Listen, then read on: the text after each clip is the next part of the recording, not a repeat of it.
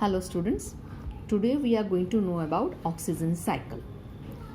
So in oxygen cycle, first of all let us see the sources of oxygen.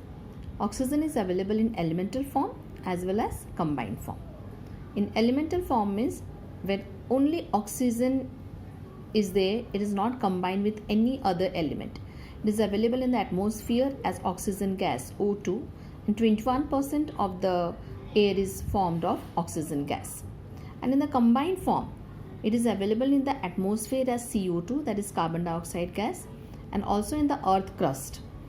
It is present as oxides of metal and silicon, carbonate, sulfate and nitrate of minerals, or in the biological molecules like carbohydrate, protein, nucleic acid and fats. Now these terms carbonate, sulfate, nitrate or oxides of metals, they seem to be something new to you. Let us see what they are.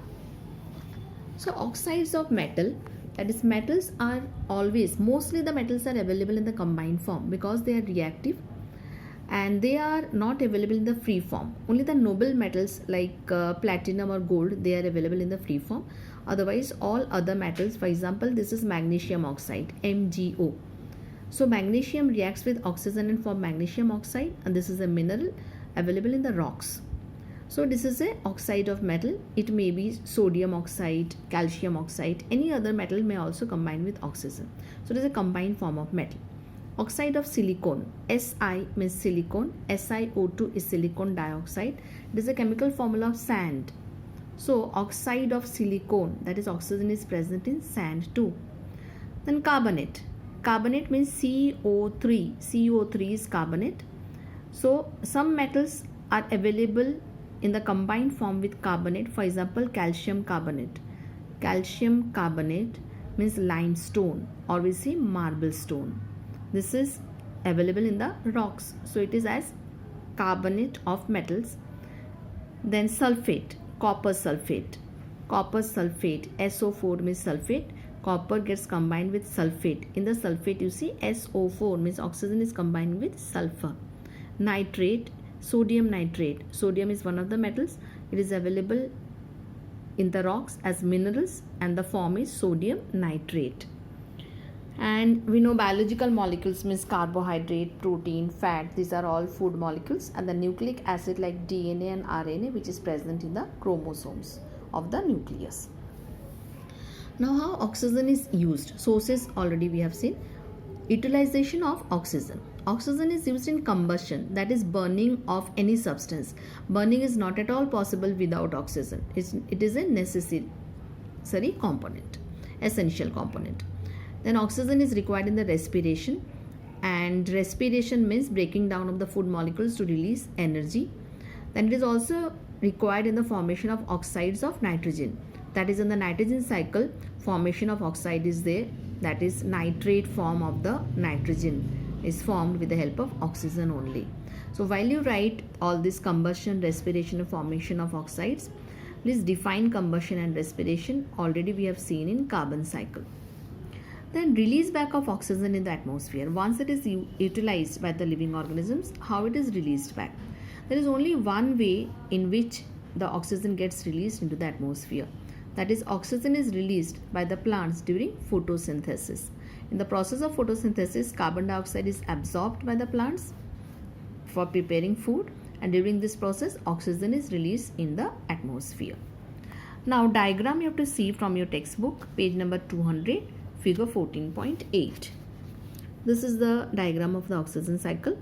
So, atmospheric oxygen. Oxygen is present in the elemental form in the atmosphere.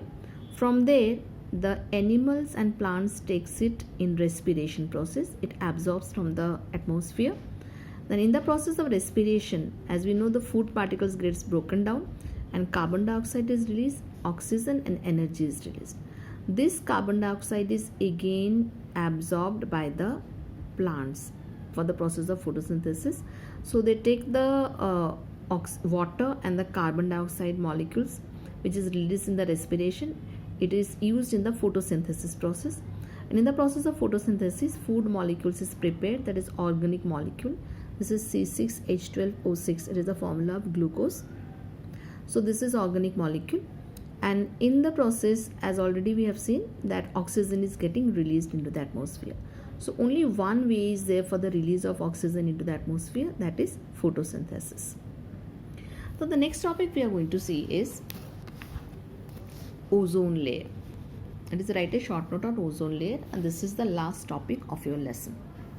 Now what is ozone? First of all, oxygen is normally found in the troposphere as diatomic molecule, that is oxygen gas. 21% of the atmosphere is formed of oxygen gas. And then, however, in the upper layer, that is in the stratosphere, it is found as triatomic molecule, that is O3. O3, three molecules of oxygen together combined form this elemental form O3, that is called ozone gas. Ozone gas is poisonous, but it is very much useful to us. It is not present in troposphere, so we are not inhaling the ozone gas. But how it is essential? See the function of ozone gas. It absorbs the harmful ultraviolet rays of the sun and thus prevents it from reaching Earth's surface. Now, sun gives three kinds of rays: ultraviolet, infrared, and visible rays. With the help of visible rays, maximum proportion of visible rays reaches the earth, because of which we can see the things.